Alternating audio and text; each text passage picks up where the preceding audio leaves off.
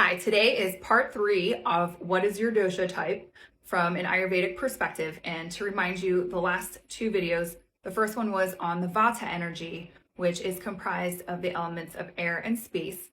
And the second part was on Pitta energy, which is comprised of fire and water. So today I'm going to spend some time here talking about the Kapha energy, and that is comprised of the elements of earth and water. So, the Kapha type is usually a heavy-set individual who is a natural athlete when exercising properly and who gains weight just by looking at food when neglecting exercise. Most Kaphas are healthy most of the time, especially if they do not overeat.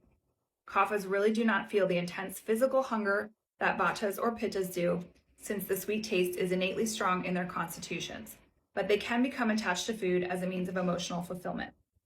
Kapha people sleep soundly and tend to oversleep. Kapha people generally do not crave the same excitement and stimulation that Vata and Pitta people love, even from sex, although once they are stimulated, the sour and salty tastes become more predominant in them and their appetites awaken. Kapha people are stable, somewhat slow, and tend to be complacent. Attachment to a stable, enjoyable status quo makes Kapha people averse to change and may lead them to become greedy, stubborn, or reactionary.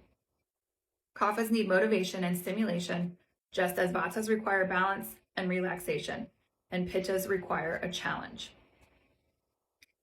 Individuals whose constitutions reflect the influence of only one dosha, and if you remember I'm saying typically people are not just going to be one, and this article goes on to say that they're really lucky in the sense that once they know themselves, they can always know how they will react to a specific stimuli. So if you're only one, if you're one of those rare people who's that lucky to just have one dosha type going on inside, then it is very easy to figure out how to keep yourself balanced and in check. But then there's the people with dual constitutions, a blend of either Vata Pitta, Pitta Kapha, and Vata Kapha, and they are always in a sense split. Under certain conditions, one dosha will predominate, and under other conditions, the other dosha comes to the forefront. So for me, I am more of a blend of Vata and Pitta. And I can see that sometimes my Vata is in charge leading the way, and sometimes my Pitta is in charge leading the way. And so it does become a little bit more of a challenge to figure out really how to keep that in balance and in check.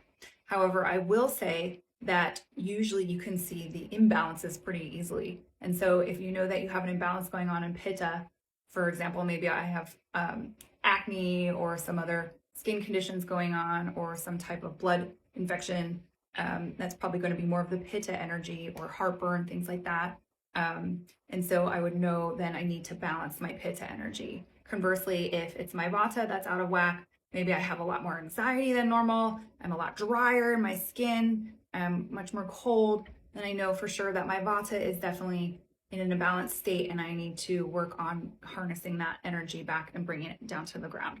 So then again, there's those people that have a blend of all three. And again, generally we are, it's just that one is going to be such a small amount that it doesn't really have that much of a driving force unless it becomes that much of an imbalanced state. And then that becomes something that needs to be dealt with. But hopefully this gives you a little bit more insight into, again, the 3 different dosha types that we're looking at when we talk from Ayurveda in terms of people, which again is the Vata, Pitta, and Kapha energies. And those are again made out of the 5 different elements: earth, air, water, fire, and space. And so once you're able to really look at yourself more through this lens, it becomes that much easier to help yourself to operate more from an optimal state of health. Feel free to reach out to me or any qualified Ayurvedic practitioner or Ayurvedic doctor. That's even more beyond where my scope is right now for additional information. Or if you're interested to start following more along the Ayurvedic path, we can give you a lot more information on how to help yourself do that. Follow me here for more information. Again, I do my best to update my tips as frequently as possible, usually 2 to 3 times a week, and I appreciate all of your love and support. Thank you, and here's to good health.